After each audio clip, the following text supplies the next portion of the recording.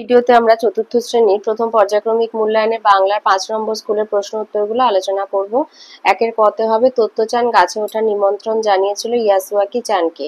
খ আম বাগিচার তলায় যেন তারা হেসেছে। গ তোমাকে দেখছি এবার লোহার বালা গড়িয়ে দিতে হবে। ঘ মা সুন্দর করে ২ তলা পুতুল ঘর সাজিয়ে দিয়েছিলেন। ২ বেমানান শব্দটি চিহ্নিত করো। কতে আমি কল ঘর দিয়েছি, কারণ কল ঘর মানে হচ্ছে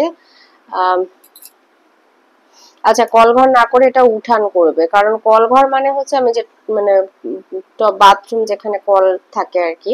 হল ঘরও ঘর, ওটাও ঘর, ছিলে কোঠাও ঘর। আচ্ছা, উঠানটা করবে। খ আলমারি, হাতকড়ি, চোর, পুলিশ, তো আলমারি। গ Sumo, boxing, karate, badminton. Sumo, boxing, karate এগুলো হাত লাগে, কোনো মানে কিছু খেলার কোনো সামগ্রী লাগে, প্রয়োজন হয় না। ঘ হচ্ছে ঘুঁটে, উনুন, রান্নাঘর, কামান। উনো, সিঁড়ি, মই, ধাপ, তাঁবু। চ গাছ, ডাল, পাতা, রাস্তা, রাস্তা।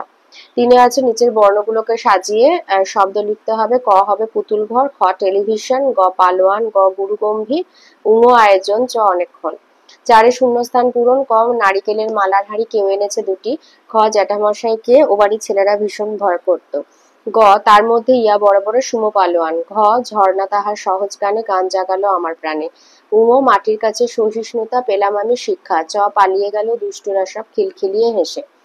৫ আছে শব্দার্থ লিখতে বলেছে হরিদ্রা আর টাইম টেবিল।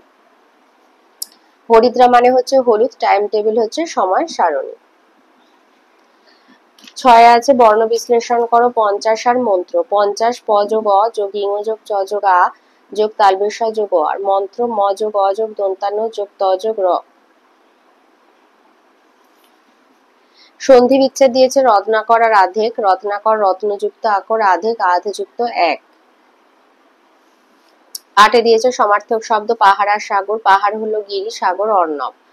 ৯ দিয়েছে বিপরীত শব্দ নিঃশ্বাস আর সর্বনাশ। নিঃশ্বাস প্রশ্বাস, সর্বনাশ কল্যাণ। ১০ দিয়েছে ১০ কতে বলেছে এগুলো পূর্ণ বাক্যে উত্তর। ১ নম্বরে কে কবিকে মধুর কথা বলতে শেখালো। চাঁদ কবিকে মধুর কথা বলতে শেখালো। খতে দিয়েছে পাঠশালা শব্দটির একটি সমার্থক শব্দ লেখো বিদ্যালয়। গ বলেছে নরহরিদাস গল্পটিতে কে বুদ্ধিমান ছিল। ছাগলছানা বুদ্ধিমান ছিল। সে শেয়ালের গর্ত থেকে বাঁচার জন্য কি ছড়া বলেছিল। এই যে দূর হতভাগা তোকে দিলুম ১০ বাঘের করি, ১ বাঘ নিয়ে এলি লেজে দিয়ে দড়ি। ঘ বলেছে নাসিক্য ব্যঞ্জনধ্বনি কাদের বলে এবং কেন বলে।